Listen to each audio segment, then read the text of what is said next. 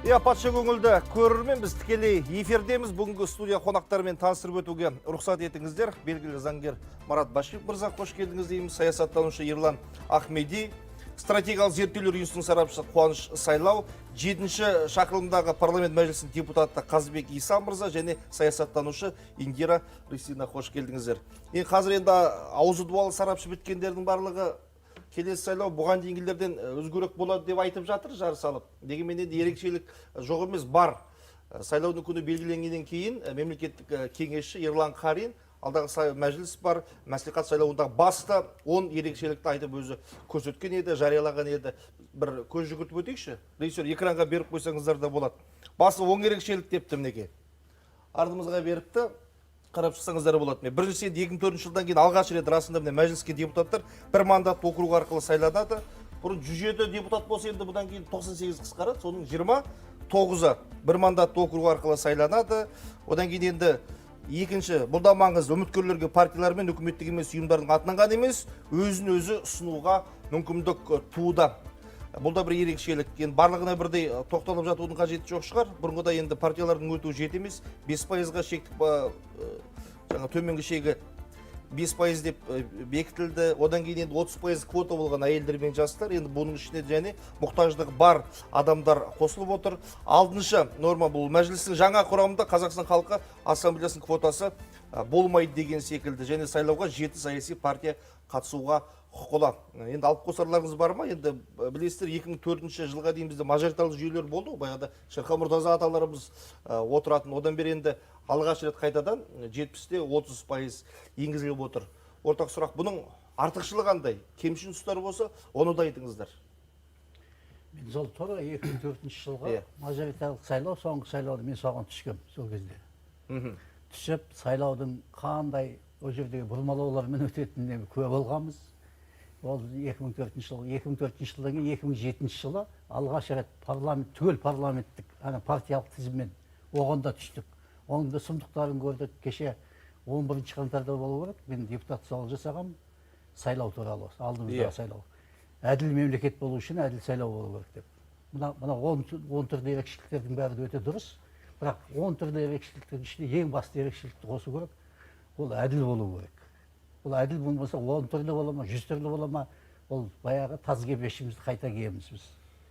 Сондықтан да біз өткенде депутат сауалымызда да айттық, 2017 жылдан бері ұсынып келе жатқан мониторинг, видео бақылауды соны енгізу туралы. Оны бірақ енгізуді бізге қабылдамады. Үкімет қабылдамады. Сондағы біздің әріптестеріміз қазіргі екі партия солардың өзі қарсы болды. Сонымен тағы да 61 ұсынысымыз өтпей қалды. Бұл сайлауымызда да енді сол осы бұрмалауға байланысты көп шу шығуы мүмкін тағы да. Сондықтан да барынша әділ болып, талап етуге де байланысты. Саакашвилиден сұратты. Осы дос көшім өткенде бір несінде айтады. Саакашвилиден сұрадық дейді бір кездескенде. Қалай сендер осы нені, жоқ Саакашвилиден емес, Зеленскийден, Украинаның президенті. Қалай 92 сайлауды сендер әділ өткізе білдіңдер деп. Сонда айтып та, соның алдындағы бір сайлауда 14 адамды соттапты. Сайлауда бұрмалаған 14 адам. Содан кейін сап тиылды дейді. Бізде осы уақытқа дейін бір адам сайлаумен сотталмақ түгілі ескерту де алмаған. Мен ойлаймын, мына жаңа Қазақстан, әділетті Қазақстан, осы алдағы 19 наурыздағы сайлауда сотталатын бір 14 адам болса, бізде 14-тен аз емес адамдарын дайындап қою керек тізімін. Өйткені ол анық белгілі бұрмалайтын. Жерлерде енді әртүрлі қиқылдық әрекеттер болады ертең. Талас қой бұл мажоритарлы округтарда. Шындықты айту керек. Бізде Конституцияда мынандай норма бар, құқықтық норма. Әр азаматтың саяси құқық қой. Оның құқығы бар сайлануға, сайлауға. Ауыл барды құқықты шектеп жіберді. Партияға ол кезде Назарбаевтың режимінің кезінде олигархтар күшейіп кеткен кезде ешқандай мынандай өздері сынайтын кісілер керек жоқ болды. Партияға неменеге жеттік тіпті мынандай әңгімелерде жүрді ғой, ақшаның үшін кіретін, олигархтар итеретін деп отырды. Міне шын айту керек, депутаттың не керек? Заң қабылдайды ғой. Заңмен біз өмір сүреміз. Мен ылғи мына депутат Смышлаева, қазір депутат емес, Смышлаева айтқанда, мәке қараңызшы, Атырауда газ қолдайсыз ғой, 16 ғана теңге болыпты. Иә. 260 теңгеге сатқан деген түсіндік қой. Қалай анадар анау адамның құқықтарын шектеген сондай заңдармен дұрыс қой. Сондай заңдар көп болған. Енді оны мойындау керек, айту керек. Қазіргі Тоқаев президент келгеннен кейін мына саяси құқықтарын, азаматтардың құқықтарын біз ана ұлттық кеңесте айтқанбыз, мына норманы қайта кіргізу керек деп. Неде? Өйткені әр азаматтың құқығы бар ғой сайлануға. Енді қазір 30% келгені ол мүмкіншілік. Тәуелсіздік кісілерге келіп, өзінің пікірін халық қолдай керек қой. Қолдай ма, қолдамай ма, ашық болады. Тіпті тағы бір норманы кіргізді, міне депутаттар қабылдады ғой оны. Оларға рахмет айту керек оны. Ондай халықаралық тәжірибеде де жоқ. Депутаттарды қайтарып алатын. Бір жыл береді. Императивтік мандат. Бір жыл жұмыс істейді. Жұмыс істемесе, 10% жинайды, қолдарымен қайта қайтарып алады. Жақсы, енді кейбір көрермен бізде түсінбей жатады, ана пропорционалды мажоритарлық жүйе дейміз ғой, қайталап айтайық. Енді расында ешқандай партияның құрамында болғысы келмей, жеке дара жұмыс істегісі келетін азаматтар да бар ғой, ертең олар кандидат ретінде тіркеліп, бұл да оларға беріп отырған үлкен бір мүмкіндік деп айта аламыз ба? Және сол танымал тұлғаларды біз ертең көре аламыз ба? Иә, әрине, бұл жерде бір айырмашылықтарына келетін болсақ, жаңа Марат ағамыз дұрыс бастап кетті, әр адамның сайлауға және сайлануға бірдей құқықтары болу керек. Яғни сайлауға деген құқық әр азаматқа бір сайлау құқығы беріледі. Яғни ол бір рет ол құқықты пайдалану керек. Бізде алдындағы нормада кейбір азаматтарда 2 рет сайлауға 2 құқығы болған сияқты. Оны қазір алып тастады. Ассамблеяның 9 азамат, 9 депутатын сайлаған кезде, яғни 2 рет деген сияқты. Одан бөлек, енді сайлануға келейік. Сайланған кезде әрбір азаматтың сайлануға құқығы бар. Оны пайдалану үшін сен белгілі бір критерийларға сай болу керексің. Ол жас ерекшелігіне байланысты, жас цензіне байланысты, мекен цензіне байланысты. Оған қосылып бізде партия цензі болды. Яғни кез келген маслихатқа, не болмаса мәжіліске өту үшін міндетті түрде партиялық цензден өту керексің. Сен партия мүшесі болу керексің. Партиялық тізімде болу керексің. Одан бөлек сен өте алмайсың. Ендігі кезекте алдымыздағы сайлауда мәжіліске орындар берілген, яғни 29 орын бұл партиясыз азаматтарда сайлана алады. Облыстық маслихаттарда жартылай, аудандарда толығымен деген сөз. Бірақ бұл жерде тағы бір нәрсені ескертіп қою керек. Азаматтар кейбір кездері осы 29 орынға, яғни мәжілістегі 29 орынға тек қана партиясы азаматтар өтеді деп ойлап жатыр. Жоқ, бұл жерде осы орынға үміткер ретінде тіркелу кезінде сізді саяси партия ұсыналады. Сол бір орынға бір мандатқа таласқан кезде сізді Ақ-жол партиясында Қазыбек Иса мырза партиядан шықпай, бірақ мажоритарлық жүйемен ұсынады ғой. Партия мүшесі бола отырып, партия сол бір орынға өзінің үміткерін ұсыналады. Кез келген партия. Одан бөлек кез келген үкіметтік емес ұйым осы орынға қоғамдық бірлестік өзінің азаматын ұсыналады. Сонымен қатар ешқандай партия не болмаса үкіметтік емес ұйым қоғамдық бірлестік сізді ұсынбаса, сіз өзіңіз жеке дара өзіңізді өзіңіз ұсына аласыз. Яғни 3 түрлі өзін-өзі ұсыну түрлері бар. Соған да назар аудару керек. Бұл жерде тек қана партиясыз деген сөз жоқ. Ол партиясыз азаматтарға мүмкіндік бар, бірақ тек қана партиясыз деген сөз жоқ. Мен соған келгені Қазыбек Иса мырза, әлеуметтік желіде қарап шықтым, Фейсбукта осы 10 ерекшелікке байланысты. Көбісі енді Дина Елгезек бар, біраз қоғам белсенділері екеуін түртіп көрсетіпті. Біз айтып отырғандай, үміткерлерге партиялар мен үкіметтік емес ұйымдар атынан ғана емес, өз-өз ұсынуға мүмкіндік туды. Осы ұнапты өзгеріс, және Қазақстан Халық Ассамблеясы квотасы болмайды дегенді біраз ел бөлісіп жазыпты. Бұған қатысты сіздің көзқарасыңыз қалай? Бұл халық біліп отыр ғой, енді өте дұрыс ұсыныстар. Себебі бұл жаңағы өзін-өзі ұсыну ол неден шықты? Кезінде 2004-тен кейін Қазақстан Халық Ассамблеясына байланысты сұрап отырмын. Оны да айтамын қазір. 2007-тен бастап жаңағы не болды ғой, партиялық тізіммен. Содан кейін партияда жоқ адамдар өте алмай қалды. Одан кейін бұл сайлауға деген халықтың ықыласын да төмендетті. Партияда жоқпын, бәрі түсе алмаймын, тағы сайлау бар, мына да осылай. Ал енді ассамблеяның бұрын бізде 107 депутат болса, соның 900 ассамблеядан сайланатын. Ол жаңағы бүкіл халық дауыс бергесін, жаңа сіз айтып өттіңіз ғой, бір ғана бір адам бір дауыс. Ол жерде тағы 2 рет дауыс берді. Бұл қанша шеға да сай емес еді. Оны дұрыс қылды, өте дұрыс қылды, алып тастап. Одан енді 9 адамнан енді 5 адам сенатқа ғана өтеді. Ол тағайындаумен, ол сайлау емес. Енді өзінің былай дұрыс өзінің жөнімен сайланады да, жөнімен, өз жолымен, тағайындалады. Ал енді бұл жаңағы бізде мәжілісте ол болмайды ассамблея. Мәжілісте жаңа 29 өз алдына, жаңа 69 партиялық тізіммен. Енді қараңыздаршы, олардың саны 29, олар ашылық қой, қанша 30%. 30%, мысалы 29 санын айтып отырмын, 30%. Байғарсың ашылығы. Баршамызға белгілі, соңғы 10 жылдың ішінде бізде қоғамда қордаланған көптеген мәселелер көбінесе әлеуметтік желілерде талқыланған. Ол шындық. Бұл бірақ легитимді бір мәселе шешетін алаң емес. Сондықтан да менің ойымша осы мажоритарлық жүйенің бір артықшылығы осы әлеуметтік желілердегі көтерілетін мысалы әртүрлі мәселелер немесе өздерінің бір көшбасшы ретінде көрсететін тұлғалар осы мүмкіндікті пайдаланып, мысалы әлеуметтік желілерде емес, шынымен де бір легитимді алаңда көтеруге осындай мүмкіндік бар.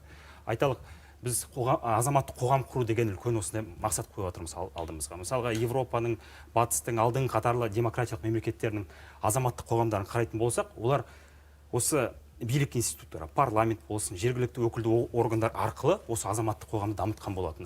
Ал мысалға бізге осы әлеуметтік желі болсын, бір заңсыз митингтерде осыны көтерудің орнына осы мүмкіндікті пайдаланып, менің ойымша, осылай ақырын-ақырын біз саяси мәдениетті де, азаматтық қоғамды да, Марат ағамыз айтқандай, құқықтық мемлекетті де дамытамыз. Сондықтан да менің ойымша осы мүмкіндікті пайдалану керек. Және де осы мажоритарлық жүйе шынымен де саяси бәсекелестіктің мектебіне айналу керек деп ойлаймын. Айналады деген ойдамын. Өйткені шынымен де бізде бір қоғаммен сөйлей алатын немесе осындай бір дискуссияға дайын саясаткерлер бар деп айту әлі әзірше қиын. Сондықтан да менің ойымша осындай бәсекелестік осындай ортадан шығып, мысалға мықты саясаткерлер пайда болады деген ойдамын.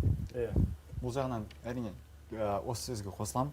29 депутат болса да аз көрінсе де, бір жағынан депутат, мәжіліс депутаты деген атақ, азамат белсендісі деген атаққа қарағанда салмағы көп қой. Ертең өңірден шыққан, халықтың қолдауын көрген депутат мәжіліске кірсе, ертең қандай да бір мәселені көтеретін болса, жаңалықтарда, басқа бір бұқаралық ақпарат құралдарында сөйтіп айтады ғой.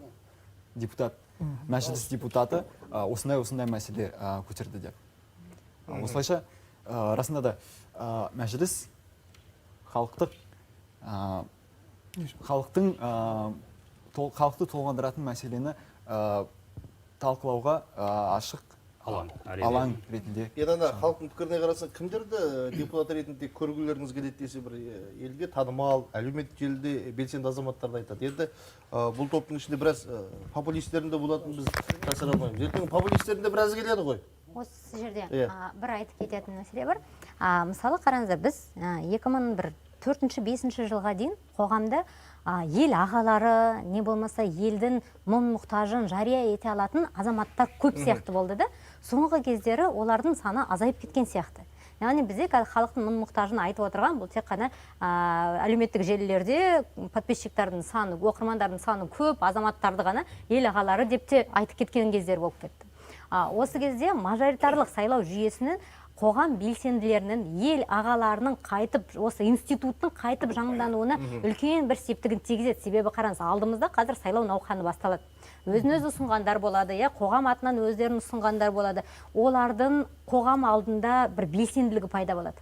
Жаңадан шыққан аттарды ести бастаймыз. Осыған дейін белгісіз болған азаматтар енді халықтың мұқтажын айтамын деп алға қарай шығады. Яғни бір шайқаған кезде ең үстіне шығатын сияқты сондай бір әрекеттер орын ала бастайды. Егер де бұрындары біз партиялық тізімге үйреніп қалғаннан кейін белгілі бір дәрежеде депутат болу үшін, не болмаса үлкен бір лауазымға өту үшін сіз бір партияның алдына партияға көзге түсіп, сол жерде ғана сіз белгілі бір дәрежедегі бір импульстарды алатын болсаңыздар, кері қайтарымды, яғни бір қызмет, не болмаса дәреже сияқты. Ендігі кезекте халық шешетін болады.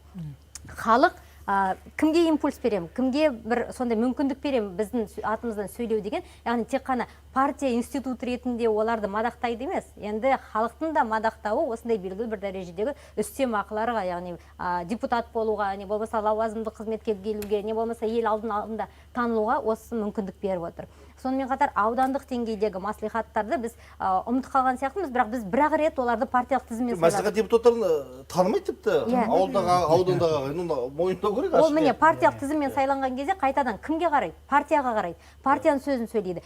Партияның алдында өзінің беделін жақсылығын көрсету керек. Енді мысалы тіптен қайтарымды мандаттар кіргеннен кейін олар халық алдында жұмыс істейді. Яғни халыққа есеп беретін болады. Мен қоса кетейін, осы мажоритарлық мәселені айтып жатамыз ғой, жақсылық жағын. Оның жақсылық жағы көп. Өйткені 2004-тен кейін 2020 жыл бізде жаңағыдай тұлғаларды жоқ жіберді. 20 жыл олар теңге шықпағасын өздерін сынай алмаған кезіндегі жаңағы Шерхан Мұртаза Мұхтар Шаханов Амангелді Айталылар сол немен мажоритармен шықты ғой кезінде. одан кейін 20 жыл ондай болмады, партияға кірмейтін адамдар бар, олар сайлауға да түсе алмай қалады. Осыдан оларға жол ашылды, бұл бір жағынан. Бұл енді жақсы жағы. Бірақ кез келген нәрсе ол 100% жақсы болмайды. Оның минус жағы да болады.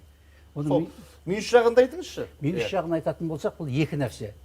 Бұл біреуі ең алдымен халықаралық мына мемлекеттің қауіпсіздігіне, ұлттық қауіпсіздігіне байланысты. Мысалы, кезінде Грузияда спикер өзге ұлттың өкілі болып кеткен. Ол себебі мажоритармен түскен. Бізде де ол өзге ұлттың өкілдері көп дауыс алатын жерлер көп қой, мысалы бізде, солтүстіктерде. Осы мәселелер ертең шығуы мүмкін, тағы бір қосымша мәселе бұл. Біріншіден. Екіншіден, біздің қазақтың өзінің табиғатын ұлылық несіне байланысты, мажоритарда ұлылық нелер таластар көбінесе болады мажоритарда.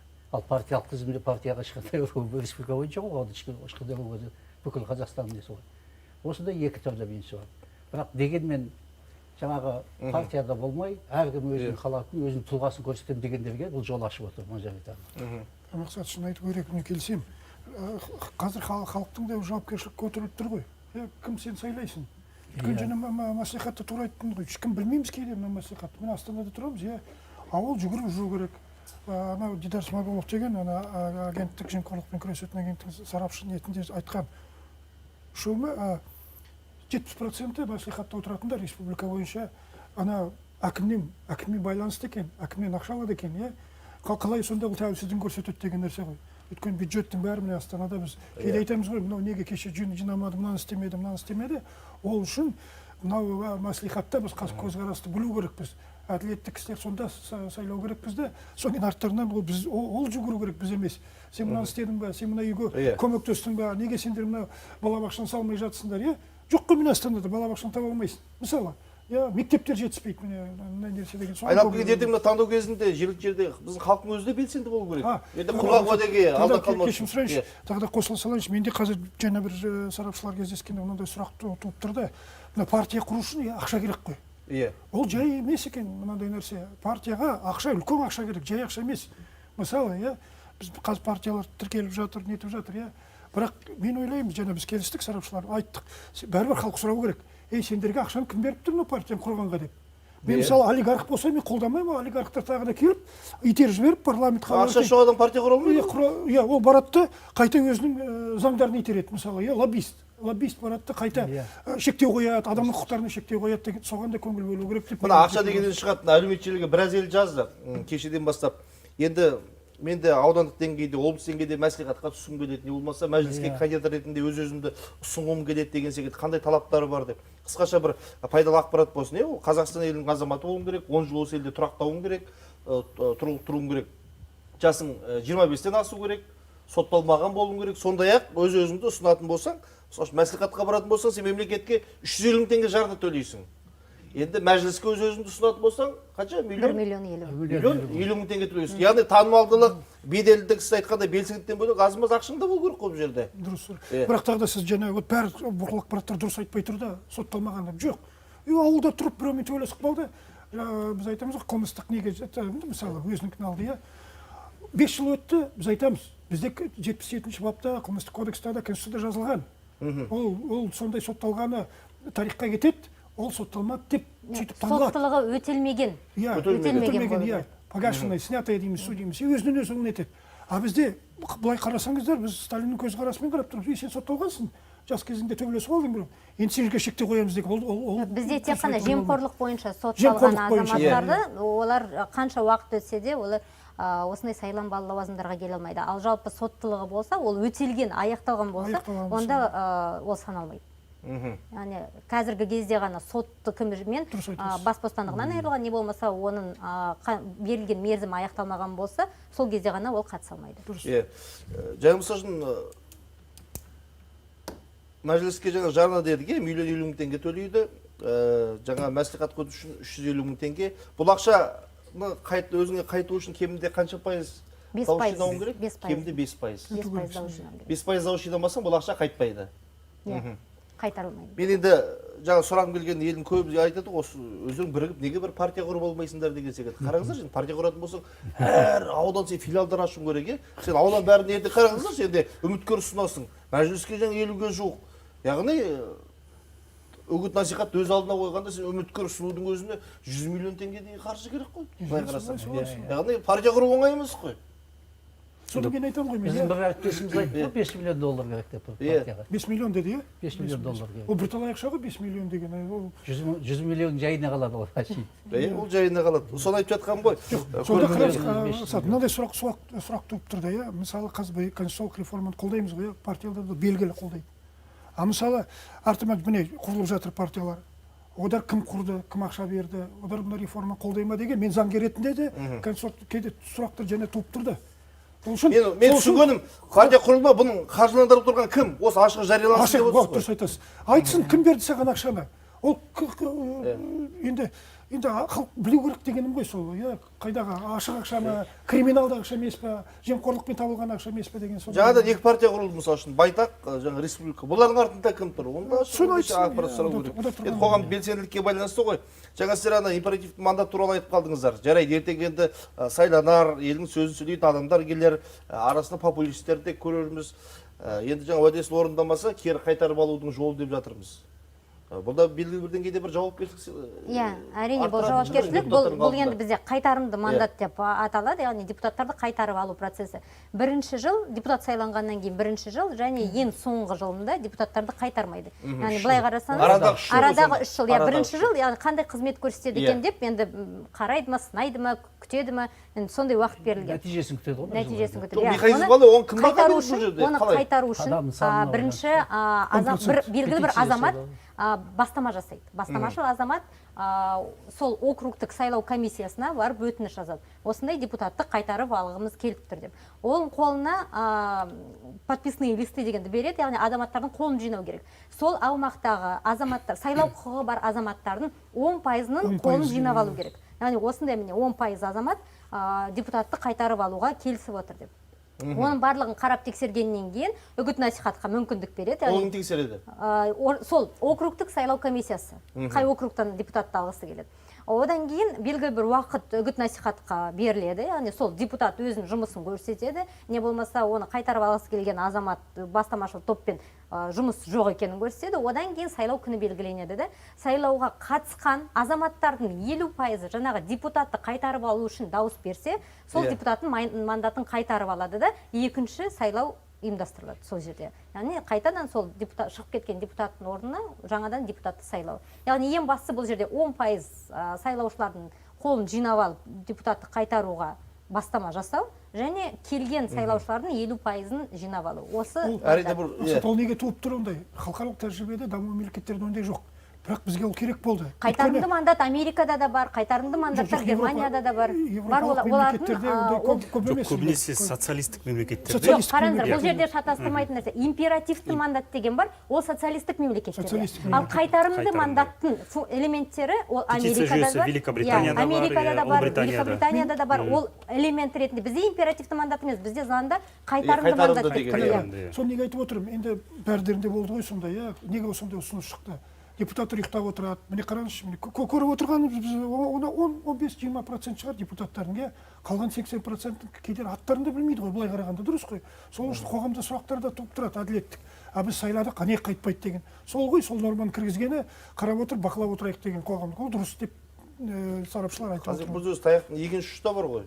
Кейде мен енді мысал түрінде айтып отырмын. Бір депутат ертеңгі кандидат депутат болып сайланды, Аяқта қатты мәлімдемелер жасай бастады. Біреуге ұнамай қалуы мүмкін. Аядан ордан алып тастау үстіне домалақ арыз жазыппыз.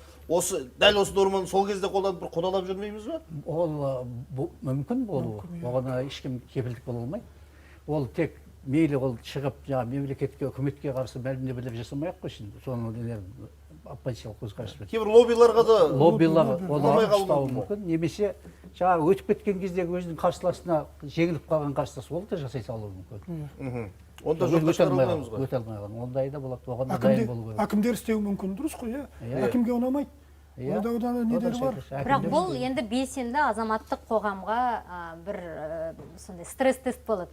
Яғни қаншалықты біздің азаматтық қоғамымыз белсенді бірге алады ма, азаматтық қоғам өз бетімен өмір сүре алады ма, әлде бір адамның артынан ғана ере береді ма? Яғни үлкен стресс-тест алдымызда бар. Маған бір ұнағаны, енді көрдіңіздер ғой, әлі өңірде мажоритар жүйемен түседі. Аудандар тіпті 100% деп отырмыз ғой. Ана дауыс жинау үшін үй аралайды адамдар. Әрқайсының бағдарламасымен танысады. Айналып келгенде бұл біздің бір саяси мәдениетімізді арттыруға үлкен бір себебін тигізетін секілді. Өйткені бұған дейін біз таныған жоқпыз ғой, мәслихатта кім отырғанын. Әр дауыс үшін күреседі ғой бұдан кейін. Егер әділ болатын болса. Кез келген қоғамда әртүрлі адамдар болады, пікірлер болады, ойлар болады. Сондықтан да менің ойымша мәслихат болсын, мәжіліс болсын, осы әр алуандықты ескеру керек. Ойбай популист келді, ойбай осындай келді деп менің ойымша әрбір осындай адамдардың бір өкілдері болу керек міндетті түрде. Әрине кейде мысалға біз соңғы кездері мажоритарлықтың артықшылықтарын айта отырып, кейде пропорционалдық жүйенің де артықшылықтарын ұмытып кетеміз. Бізде де партиялық мәдениет әрі қарай даму керек, партиялар күшею керек. Айталық мысалға Америка құрама штаттарында Дональд Трамп деген саясаткер болған, президент болған, баршамызға белгілі. Ол өзінің мысалға 2000 жылдардың басында жаңа бір саяси карьера жасаймын деп, бір президенттікке түсемін деген бір ниеттері болған. Партия ашайын ба, басқа бір партияға мүше болайын ба деп, басында басқа бір партияларды ашуға ұмтылған. Бірақ ол өте күрделі, оңай емес жұмыс екенін біліп, республикалық партияның мүшесі атанып, сол партиядан түсіп, праймеризін өтіп, сайлауға түскен болатын. Мен осыны не үшін айтып жатырмын? Яғни партияң мысалы күшті болса, оның филиалдары бүкіл елде, бүкіл аудандарда болса, ол мықты үлкен саяси ресурс. Яғни осында ескеру керек. Егер жаңа сіз айтқандай қаржыны қайдан табады? Қалай түседі мысалы? Егер сен мүмкін өзің ұсына алмасаң, барып партияның атынан түсу мүмкіндігім бар. Яғни партияның да осындай күшін пайдалану керек деп ойлаймын. Дұрыс айтасың. Бұл жерде мәселе, мысалы 2007 жылда мысалы партиялық тізім дедік қой. Неге оған өттік? Оның бір де жақсы жақтары, мына партиялардың белсенділігін ояту керек болды. Белсенділігін. Ал енді дәл қазір бізде партиялар белсенді болды. Есесіне таразы ол жағы басып кетті, мына жағда жеке тұлғалар белсенділігі төмендеді. Енді қазір мәжілісте де бар, облыстық мәслихатта да бар. Бірақ ауданнан неге алып тастаған түсінбедім. Енді ауданда қазір партияның қажеті жоқ болып қалды. Аудандық деңгейде, ауылдық деңгейде партияның несі әлсірейді. Өйткені партия қажет жоқ. Партия атынан өткерлер шығып кетеді. Атынан өткерлер түседі ғой, олардың барлығында да өзінің жеке несі. Мен мысалы 2004 жылы тәуелсіз болып түстім, бірақ ақ жолдың мүшесі болдым. Жаңағы дұрыс айтады. Сонда біз Аудан мәслихатта да баяғыда ат жөндер жазылушы еді ғой облыста. Былай қарасаң, 2021 жылы ғана біз партиялық тізіммен сайладық. Оған дейін жекелері сайлап келдік. Жоқ, 2007 жылдан бастап партиялық тізім қосылды. Мәжіліске. Аудандар 21-де. Аудандарда ат жөн жазып қоюшы еді ғой. Мақсат Толықбай, Қазыбек Иса деген секілді, онсыз да былай қарасаң. Аудандар 2021-де ғана. Сол кезде мысалы біздің жаңа барлық 4 аудан болды. Біз мысалы Шардара, Арыс, Отырар ауданы, ар жағында Мақтаарал ауданының тағы 10 шақты ауылын қосты. Сонда біз бір ауыл қалдырған жоқпыз, түгел аралап шықтық елді. Елдің бәріне барып, ол қанша халықтың білесің ғой, халық қанша басым дауыс алсаң да, оның бір жаман жері мажоритарлықтың биліктің қолында болады. Мен сол кезде жаздым, 10 шақты газетке шықты, халық сайлағанмен билік сайламады деп. Мен ашықта облыс әкімінен келіп, ашықта не түсті, отанға өтіңіз, сонда өтесіз деген сияқты. Мен өткен жоқпын да, өтпей қалдым. Өткен адамдар болды, өтті депутаттыққа. Мысалы 2004-те. Оның екінші жері мажоритардың. Бұл жерде жаңағы әкімшілік ресурс көп бөлініп кетуі де мүмкін. Енді бір мандатқа сайлауға 29 орын беріледі деп отырмыз ғой. Бұның өзі әр өңірде құрметті көрермен әртүрлі бөлінеді. Мысалы үшін Алматы қаласы, Түркістан облысына 3 орын деп отыр. 3 мандат. Жаңа Алматы облысы бар, Қарағанды облысы, Жамбыл облысы дегенде Қарағанды. Оларға 2 мандат, қалғандарда 1 мандаттан. Яғни айналып келгенде бұл халық санына байланысты болып тұр ғой. Бұны түсіндіріп берсеңіздер қысқаша ғана.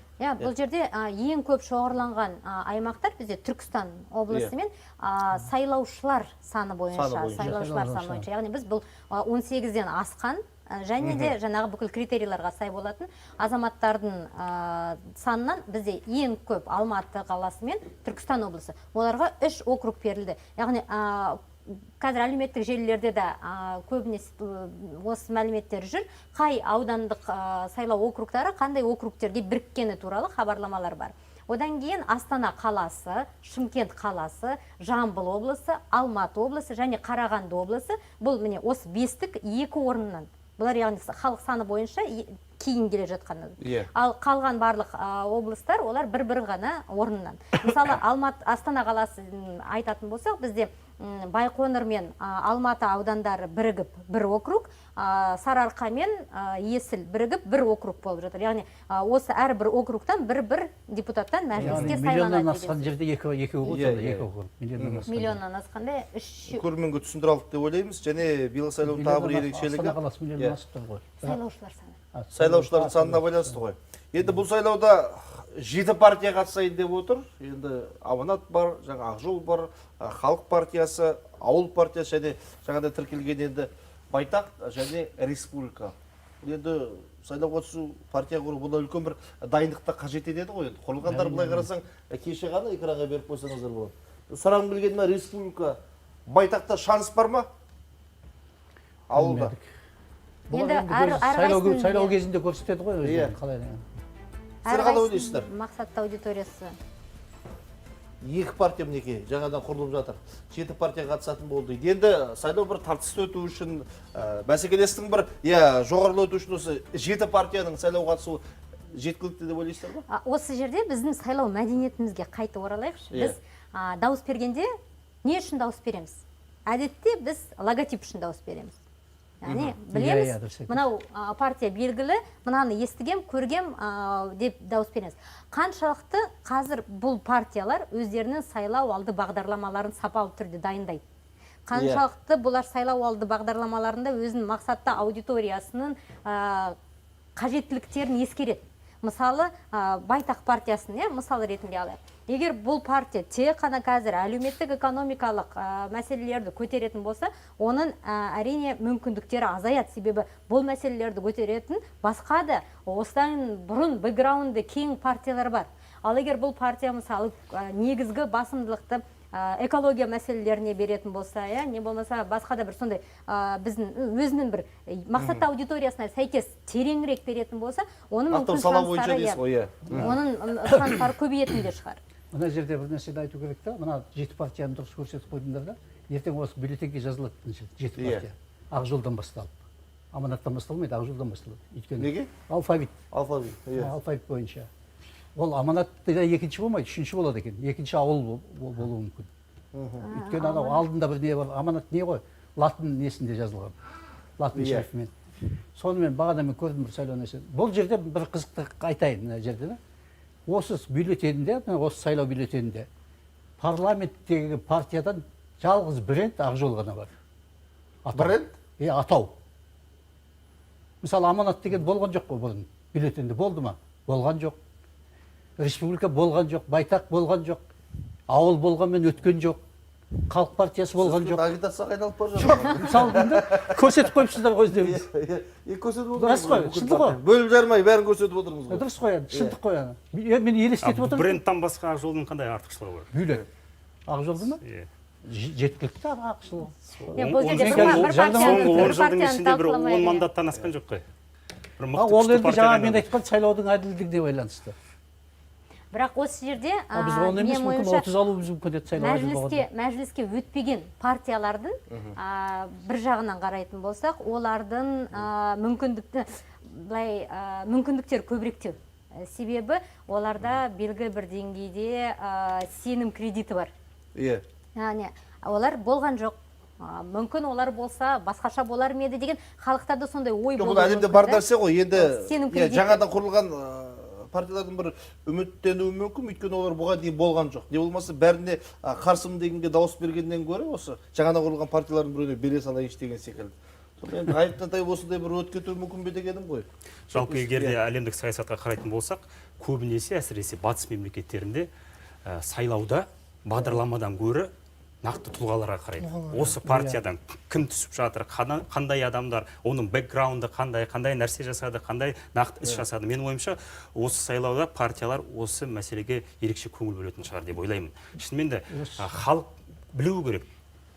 Кімге мен дауыс беремін? Ол кісі қандай? Оның қандай артықшылықтары бар? Ол халықтың алдына сөз сөйлей ала ма? Халыққа қорықпай шыға ала ма? Осы мәселені парламенттің төрінен көтере ала ма? Менің ойымша біз осыған ақырын келу керекпіз. Өйткені ол саяси мәдениеттің бір үлкен бөлігі болып табылады. Айталық Америкада, айталық Барак Обама мен Маккейн түссе, олар көбінесе сол тұлғаның өмірбаянына, өзін өзі қалай ұстайды, отбасына мысалға қандай құндылықтарды ұстанады, мысалға қандай нақты нәтиже жасады деген осындай мәселеге көп көңіл бөледі да. Ал бағдарлама екінші орынға кетеді. Өйткені мысалға кез келген партия бір жаман нәрсе ұсынбайды, барлығы да жақсы нәрсені ұсынайды. Дамиық, мынаны дамытайық, осы саланы осылай дамыту керек деп. Менің ойымша біз ақырын осындай жария саясатқа бір басымдық беру керекпіз тұлғаларға. Келсем, өйткені көптер қарапайым азамат білмейді ғой, бәрінде бірдей жазылған, көріп тұрсың ғой, көптер тұлғаларға қарайды. Өйткені шаршайды ғой, міне мысалы, және өзіңіз айттыңыз ғой, партияда отырдыңыздар ғой 10 жыл, тұлғалардан шаршайды, басқа кісілер басқа беттер келсін дейді. Содан кейін тағы бәрі ұмытып кетеді, мен айтамын. Өзде парламентқа кіреміз дейді, онда функциясы жазылған конституция бойынша. Сен заң қабылдау керексің, білімің болу керек қой кішкене. Сен ертең халыққа көмектесем десең, білімің болу керек. Сен ана жай сөйлемей, ана заңға кіргізіп жіберу керексің өзің. Заң жұмыс істеу керек миллион халыққа, дұрыс қой. Міне депутаттар өздері айтады, ол күнде олардың жұмыстары отырыс. Андан барады, мындан барады. Бірақ мен қолдайтыным тағы да оларды ашып көрсету керек, мынандай комитеттегі жұмыстарын, кім қалай дауыс беретінін. Жарайды, Америкамен салыстыру келмейді. Ол жақта Барак Обама келе ме, басқасы келе ме, былай қарасаң, экономика, әлеуметтік жағдайы болсын, жүргізіп жатқан саясат төрт құбыласы түгел ғой, бір орынға қойылған. Бәлкім бізге тұлғаға сүйеніп бізге ертең шығармыз. Тұлға қайда кетеді? Ертең қоғам тұлғадан сұрайды. Сен парламентте бол. Жауапкершілік береді дейсіз ғой. Жауапкершілік береді. Сен неменеге біз саған дауыс бердік, сен аузыңды ашпай парламентте тыныш отырсың, заңды қабылдамайсың деген сол. Яғни мен түсінгенім, мажоритар өз-өзін ұсынушылардан бөлек, яғни партиялар да мейлінше тұлғалар туралы айтқан кезде енді кішкене партия жағынан қарайықшы, халық жағынан емес. Бұл кезде партияларға да қиын. Себебі олар әрине партиялық тізімін күшейту керек. Партиялық тізіміне мықты белгілі азаматтарды қою керек. Бірақ онымен қатар мынау мажоритарлы 29 орын бар ғой. Ол жерге де партия күреседі ғой. Ол орындар үшін де партиялар күреседі. Яғни оның барлығын жайынан қалдырып жүрмейді. Яғни 69 орынға партиялық тізіммен күреседі.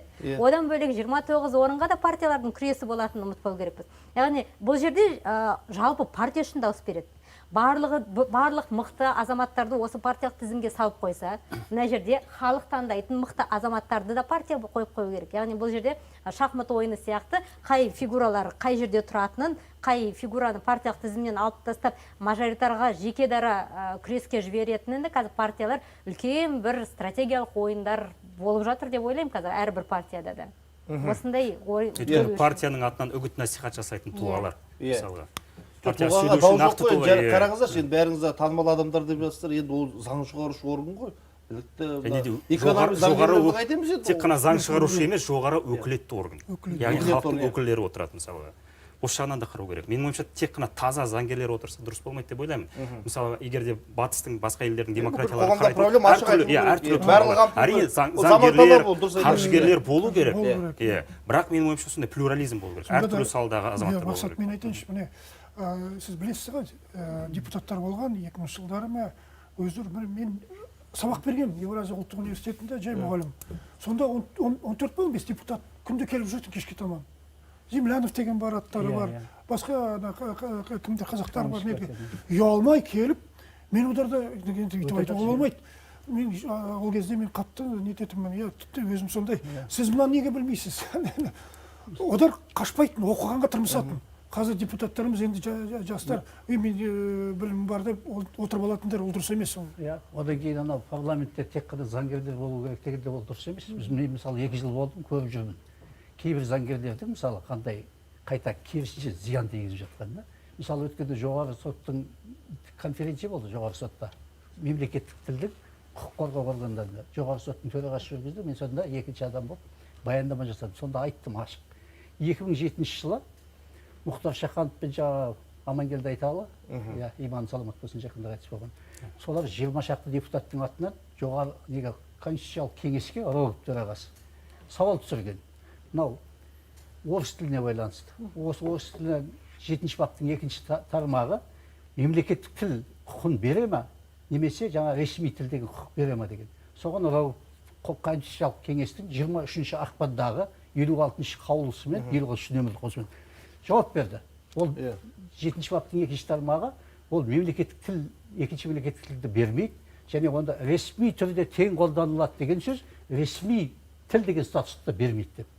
Осыны мен талай айтыс болып қалды, талай жұмыс топтарында, парламентте. Тура сол заңгер депутаттарға түсіндіре алмай қойдым. Солардың өзіне. Басқалар түсініп қолдады да. Біз уақытымыз сәбет алып қалды. Индира ханым мына нәрсені сұрағым келген. Сол үшін мақсат, жай ғана заңгерлер емес, әділеттікке тырмысатын, имандылыққа тырмысатын заңгерлер болу керек. Дұрыс айтасыз. Енді ошолда бәріне қарсымын деген бағана бар, иә? Бәріне қарсымын. Енді бармай қойғаннан гөрі, бойкот жариялағаннан гөрі бәріне қарсым бар, белгілі кет деп айтып жүрміз ғой, ең болмаса қарсылық білсін деп. Бірақ бұның екіншісі бар ғой, ертең мына партиялардың мәжіліске өту шансын бұл азайтып тастамай ма? Иә, қараңыздар, біз егер партия, неғұрлым көп партия мәжіліске өтсін, не болмаса маслихатқа өтсін десек, біз оларға 5% межеден өтуге мүмкіндік беру керекпіз. Егер бізде барлығына қарсымын деген меже бізде көп болса, ол барлығын дауыстарын өзіне қарай тартып жатыр деген сөз ғой. Және бәрібір де бізде 98 мандат бөлінеді. Қалай болса да, ол межеден өткен партиялардың арасында осы 98 емес, енді 69 мандат бөлінеді. Сол кезде біз барлығына қарсымын деген жалпы келуге саналады да, сайлаушылардың сайлауға келуіне саналады да, бірақ дауыс беруде олар ескерілмей қалады. Сондықтан да бізде енді қазір алуан түрлі алдымыздағы сайлауда 7 партия болып қалуы мүмкін бюллетенде. Барлығының бағдарламасы біріне бірі енді ұқсамайтындай. Оқып танысып барлығына қарсымын дегенше, одан да бір партияға дауысты беріп, олардың партия атынан мәжілісте отырғанын дұрыс деп ойлаймын. Одан кейін мынау бюллетенге кірдім, партиям тіркелді, сайлауға қатыстым, өтіп кете беремін деген ой болмау ғой. Өйткені ауыл партиясы келе жатыр ғой, қанша жылдан бері. Аты да жақсы ауыл деген, ауылда да танымал. Біз қоғамда соған үйрену керек. Қазір дауыс береді, өтпей қалса болды. Бірден не сатқымыз үміт ақтамады деген секілді сол өздері өтпей қалғаннан кейін партияны да ыдыратудың да қажеті жоқ. Ауыл міне қанша жыл жұмыс істеп жатыр. Қолдаушылармен бірге күресу керек қой. Рахмет. Қысқаша 20 секунд уақыт қалыпты, Марат мырза. Бір ауыз сөз ғана. Алдағы мәжіліс қандай болу керек? Тәуелсіз болу керек, конституциялық үстемділігінде тырмысу керек. Адамның құқықтарын қорғау керек. Рахмет, уақыттарыңыз бөліп келгендеріңізге. Енді ең бастысы ұлттық мемлекеттік мүддені қорғау керек. Ол да дұрыс. Әрине. Әлі талай эфир арнаймыз ғой бұл тақырыпқа. Амандықта жүздескенше.